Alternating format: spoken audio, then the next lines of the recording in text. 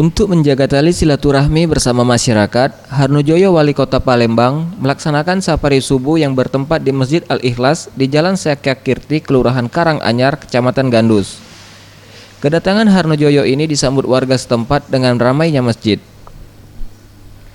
Wali Kota Palembang Harnojoyo mengatakan, untuk mengatasi kemacetan di Kota Palembang, saat ini telah dibangun 2 jembatan baru, Musi 4 dan Musi 6, serta tol Musi 5 yang disiapkan memecahkan kemacetan. Ditambah dengan adanya Transmusi yang dapat menjadi alternatif warga karena Transmusi menyediakan layanan yang nyaman serta terjangkau, yang dapat dinikmati semua kalangan. Ibu-ibu ramai, bapak-bapaknya ramai sampai keluar. Nah, harapan kita ke depan tidak hanya kehadiran kita ini, tetapi benar-benar jemaah masjid setiap sholatnya di sini ramai. Banyak yang tentu kita dapatkan dalam rangka safari ini. Di samping kita menyerap aspirasi masyarakat, kita juga menyampaikan informasi.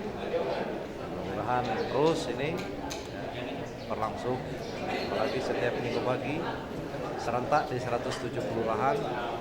Kita mudah kalau nanti sudah bagus di 107 kelurahan ini, akan kita tingkatkan di Bapak RW-nya, RW 1100 RW, untuk memotivasi masyarakat untuk mengajak untuk sholat subuh. Kenapa pilihan kita subuh? Nah, mudah-mudahan kalau subuh sudah bagus, sholat waktu yang lainnya akan. Dalam kesempatan ini juga, ia mengajak masyarakat untuk selalu memakmurkan masjid dengan cara sholat berjamaah, dan safari subuh yang dilakukannya ini telah serentak dilaksanakan di 107 kelurahan. Tim Liputan, Sriwijaya TV.